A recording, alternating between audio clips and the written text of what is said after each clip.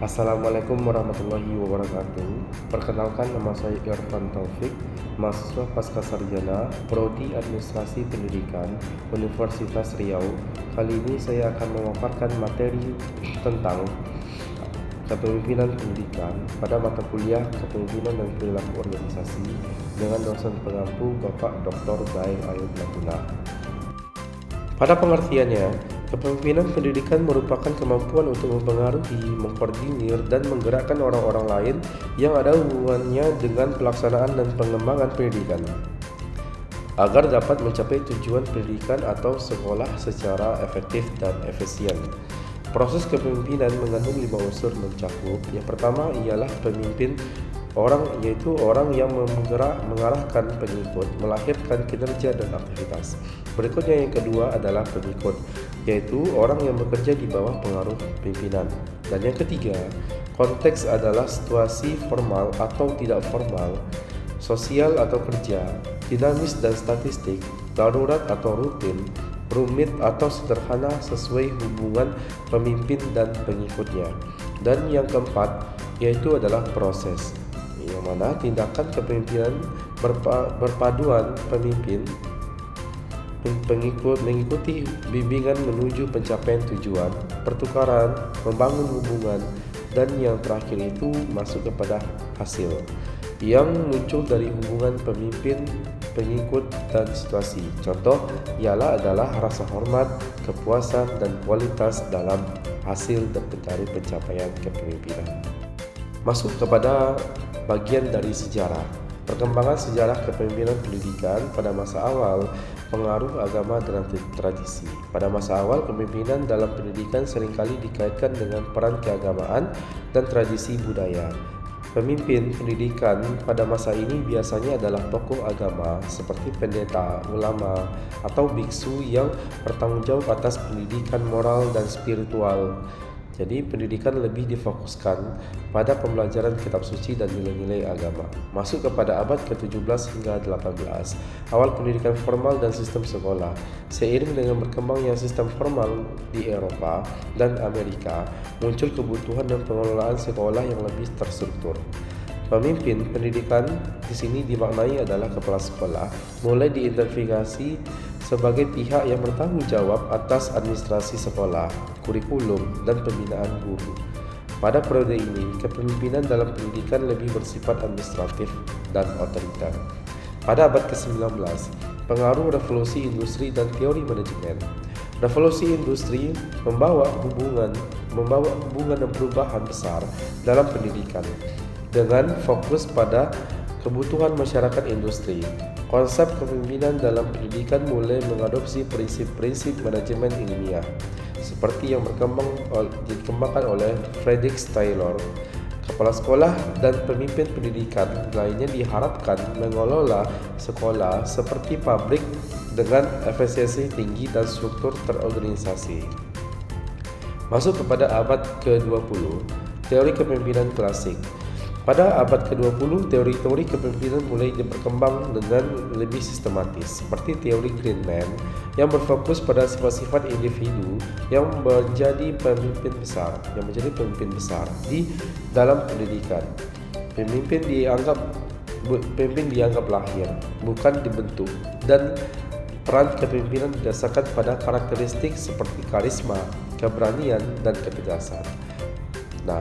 Dan masuk kepada pertengahan abad ke-20, pendekatan humanistik dan kepemimpinan introspeksional dengan pengaruh teori psikologi humanistik. Seperti yang dikembangkan oleh Abraham Maslow, pendekatan kepemimpinan dalam pendidikan mulai berubah.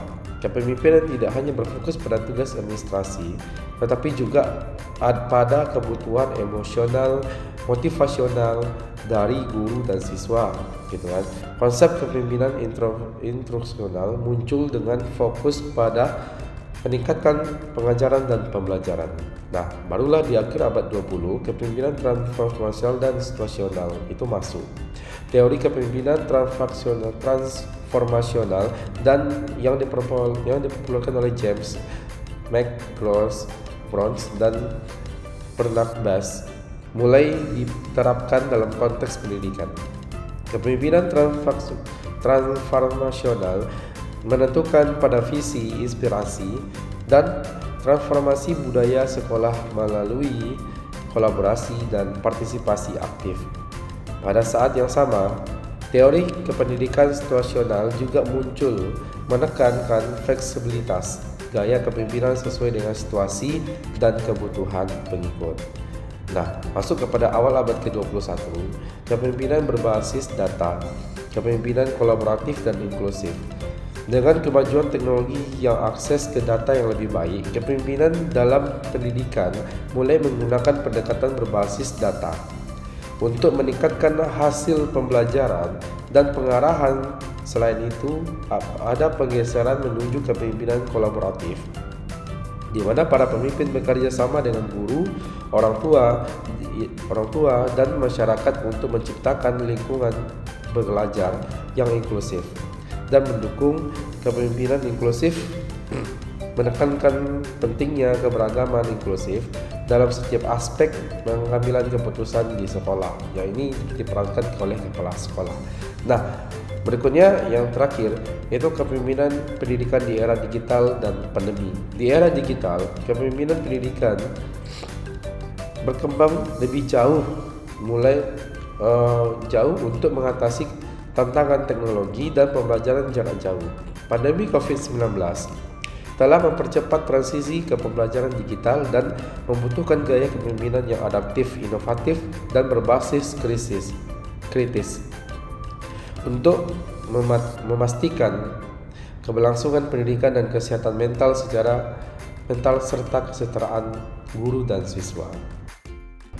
Pada konsep kepemimpinan, pengertian kepemimpinan adalah kemampuan untuk memperoleh tindakan bekerja dengan penuh kepercayaan dan kerjasama dalam menjalankan kepemimpinan. Seorang pemimpin juga harus memiliki gaya-gayanya tersendiri dalam memimpin suatu organisasi atau sekolah.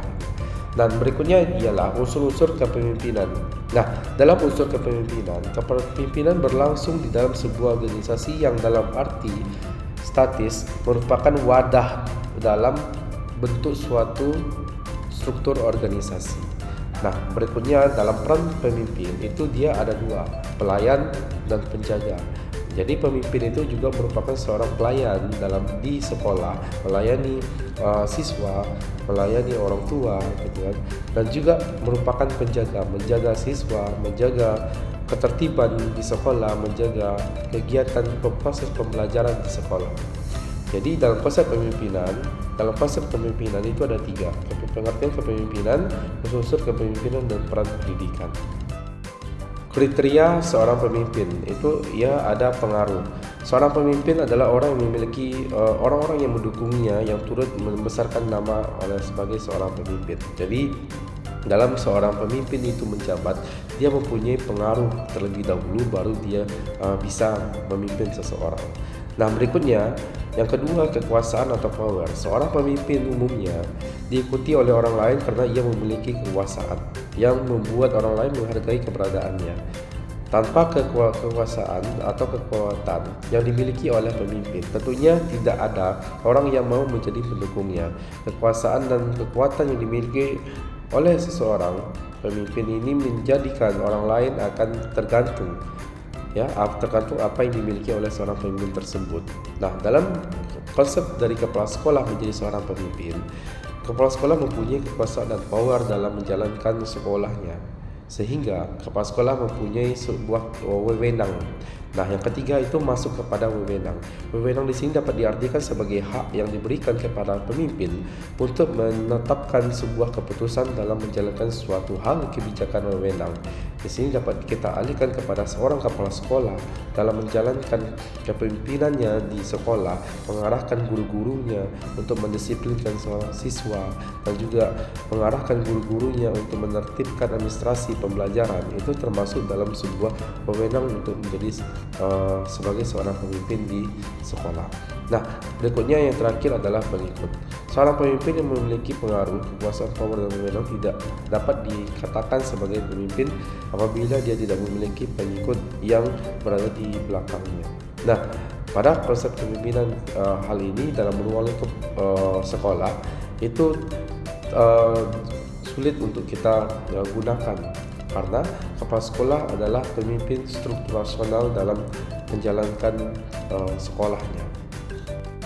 Menurut Peter Drucker, ahli manajemen yang juga banyak berbicara tentang kepemimpinan dalam organisasi pendidikan, ia mengatakan manajemen is doing things right, leadership is doing the right things, yaitu pemimpin pendidikan harus fokus pada melakukan hal-hal yang benar untuk memajukan pembelajaran, bukan hanya melakukan tugas administrasi dan benar. Jadi ini lebih kepada moral dan etis.